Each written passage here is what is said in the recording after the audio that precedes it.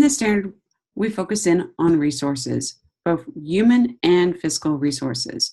In the human resources, we talk about how we have a sufficient number of qualified personnel to support our mission, and that we see each year we've had a significant increase in hiring over the past 5 years. We've identified personnel needs through the program review process, and we have an established prioritization process for faculty, staff, and administrators. Now, we use a qualified personnel, and we have a commitment to doing this, and we use a 5-step hiring process led by a screening committee to ensure integrity and equity in all recruitment and hiring. Once personnel are hired, there's a systematic and thorough evaluation process that ensures that all personnel receive feedback and ongoing professional development. This shows the prioritization process for faculty, staff, and administrators.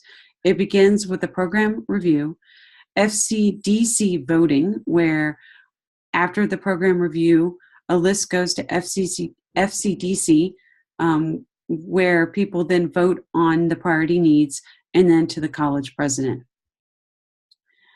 Now, how do we support faculty? Is that we always provide ongoing professional development. Human Resources provides a training through classified roundtables. Academic Technology provides faculty training. And we have some other trainings around NIMS and SIMS, sexual harassment. And then we have flex training where we have, where faculty can flex hours each year, and they go to trainings constantly to get more information. This is in the beginning of each semester and throughout the year. We have employee contracts, board policy, Ed Code, Title V.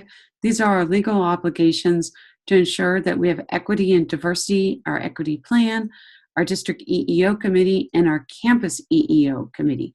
All these are legal obligations and policies to support these areas. And what we found, we have evaluations too. And evaluations are where we get feedback. And what we found, we have both faculty and adjunct, management, and classified. We have a plan to improve classified, to have monthly reminders and follow-up reminders to managers to constantly provide feedback. And then we also have a standing item on administrative council agenda to discuss. And are we up to it now? We are caught up as of July 31st, 2018. So constantly providing feedback and ongoing improvements. Physical resources. This is an area that we are going to be making major improvements over the next 5 years, 10 years with our Measure J funds, as we're constantly looking and evaluating and improving our physical resources. We have around-the-clock public safety services. We have security and safety features on buildings and other physical resources. And we're always getting input from employees and students on maintenance needs. And we're excited because we've just secured 2 bonds, with the most recent bond bringing over $415 million directly to BC for facilities and infrastructure upgrades. And then we have a facilities and sustainability committee that tracks and assesses the ongoing short and long range capital plans detailed in our facilities and technology strategic direction and our facilities master plan.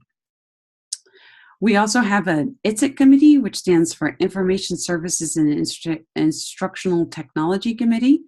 And in that committee, they're constantly looking at the technology process and looking at the review process, and also they report out in closing the loop document.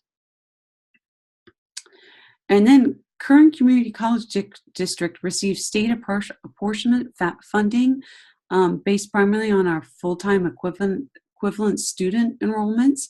And these funds are allocated to BC through the adopted budget procedures and according to the budget allocation model.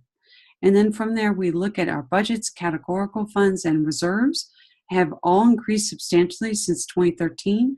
And so we are constantly looking at how we can make improvements, how we can support our instructional programs, and how those funds align directly to those different areas. And of course, we always look at our program review process to make sure that alignment happens. Now, any more information that you'd like on Standard 3, go to bakersfieldcollege.edu/accreditation to access the Bluff notes and the complete ISER document.